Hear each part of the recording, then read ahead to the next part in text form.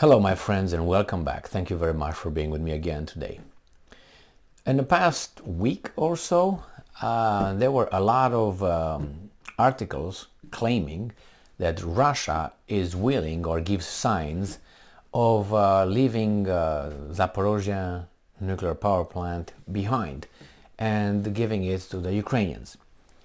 Well, when these articles came, let's say today, the next day the Russians said, no, we have no plans on doing it. And then next day again, articles claiming that, and then again the Russians came.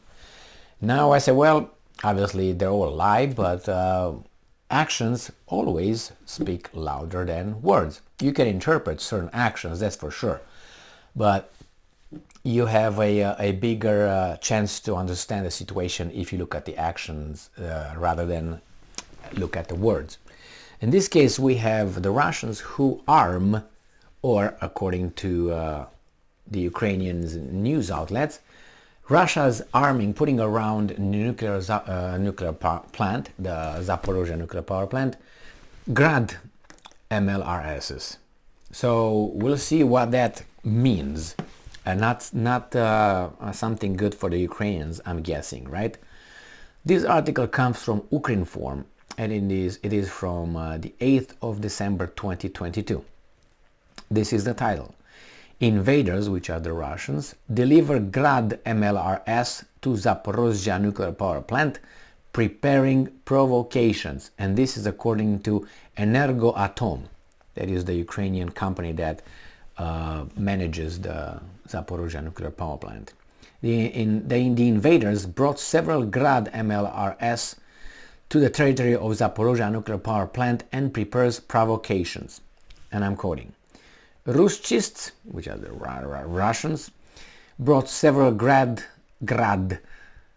MLRS to its territory of the captured Zaporizhzhya nuclear power plant yesterday. The invaders placed these weapons near power unit number 6, right next to the territory of the plant's spent fuel storage facility, where some defensive structures, quote-unquote, were previously built in a secret mode, violating all nuclear and radiation safety norms, end quote.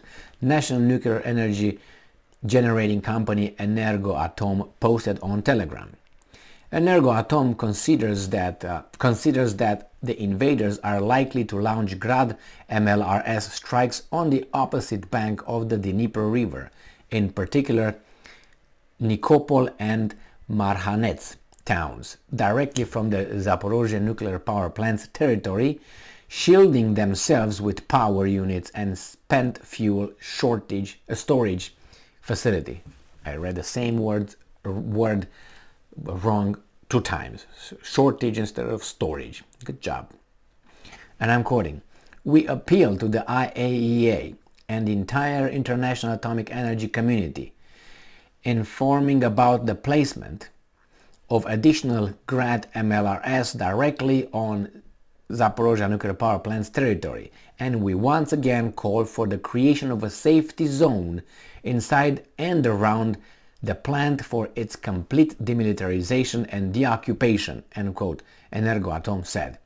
As reported, Russian troops captured the Zaporizhzhya nuclear power plant on March 4th. Since then, the invaders have placed military equipment and ammunition on the plant's territory, constantly shelling both the surrounding area and the plant itself. No, let's cut the other thing. I mean, I shoot up and down so I can shoot myself. Yeah, okay. Maybe, remember, these are not the European Union who shot themselves in the foot with the sanctions against Russia. This is Russia. I think they have more sense than that. Anyway, shelling both the surrounding area and the plant itself, destroying power lines and causing external power outages. Well, what can you say? I will not dispute the information that the Russians have weapons around Zaporizhzhya nuclear power plant or on its territory. I don't, and personally I don't give a damn. And I tell you why. If those things are not used, and it's just a defensive mechanism, but defensive mechanism against what? Someone else shooting at you. Now, I understand as a defense mechanism, even though I think it's dangerous, but the thing is, what if the Russians use it as an offensive weapon? That means under the cover of this plant, I will shoot the Ukrainian position. Now, obviously, I would call that a weasel move, don't you? Wouldn't you? I'm definitely considering that a weasel move, because you think, oh, I'm not going to be hurt or hit by the other side because they're afraid to blow up the plant. Well, from a moral standpoint, I would say yes. But then I look at, okay, if I call it this way, weasel move, then I will call a weasel move, let's say, if, and I think that's the case, Ukrainians place their military weapons and positions in the civilian populated areas. Now that's a weasel move as well. I can tell you another weasel move, and that another weasel move comes again from the Russians, and that is their weasel move of using the territory of Belarus to conduct military operations, which is shelling or launching missiles from the territory of Belarus. Now I think that's another weasel move. Why? Because you expect and you threaten that the Ukrainians should not hit there. Well, if you hit me from that house, I will definitely shoot at that house. Okay, regardless. And then another weasel move is this somehow interdiction. Like you can't. It's something. Oh my God! Ukrainians are not allowed by whom to hit within Russian territory, like they just did again in 500 kilometers inside the Russian territory, 150 kilometers away from Moscow, using those drones. And again, they're like, oh my God, you can't do that. What are you talking about? You hit this, you hit this in my country, Ukraine, okay? And I can't hit you back. What is this? And they talk about it being a all war. It's not all war. It's a very, very much controlled war between the United States and the Russians. That's what it is. On the territory of Ukraine, but using Ukrainian land, lives, and the country raised with what? Who's in charge? Who are the intermediaries in Ukraine? 4 little kosher guys, right? Zelensky, Shmihal, Yermak, and what is his name? Yernikov, Zernikov, Reznikov. All these guys are kosher. And yeah, they're Ukrainian leaders. And remember, one is the president, the other one is the prime minister, whatever he is, Shmihal. And then you have Reznikov being the defense minister. Defense minister, okay? And then the other one is president's office boss, like a chief of staff here in the United States. And these guys are making sure that Ukraine fights for its independence. Really? I mean, I know how, I know from books, obviously, how Ukraine got its independence after the First World War. And I also know how it lost it. And a lot of Ukrainians said, we lost it because we have some, how do you call those guys? Traitors in charge of our country, newly formed country, in 1918. And they lost it to who? To Trotsky, to Lenin, to Stalin, all these 3 non-Russians, for instance. Anyway, so they lost it. There was a mistake, and they got their independence again in 1991 or 1993, 1991, I think. Anyway, 1993, they voted and all that. Okay, so you got it again. And now you're again under these guys. I mean, again, you're under these guys' orders. Trotsky got you with Lenin and Stalin, and now you got the Americans.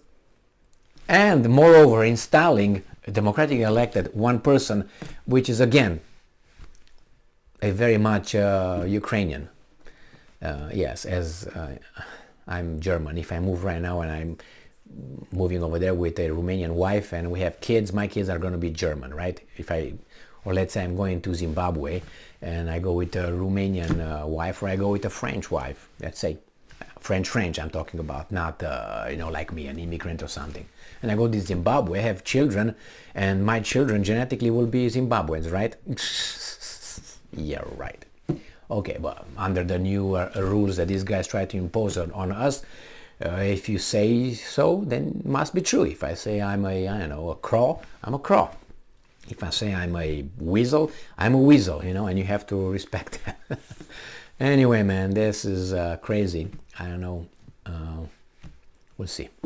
So yes, that's what's going on with these guys. Dangerous deployment, but this is war. So when it's war, the Ukrainians just ordered, or at least requested, some cluster ammunition from the Americans, and they were crying that the Russians were using cluster ammunitions, and now they requested it. They requested it for some months. So how is that? I mean, you don't like those guys are hitting you with cluster ammunition, and now you ask for it, and your justification will be, well, if they do, it's war after all, I have to defend myself. Well, these guys put Grad MLRSs and the Zaporizhzhya Nuclear Power Plant. Just hit them. And after all, it's war, right? Well, there's some rules of war, aren't they? Yeah. When your life is in danger, you forget about any rule. The only rule that you go by is, I have to stay alive, regardless how. Thank you very much for being with me again today. Stay strong, stay smart, look for the truth, and be just.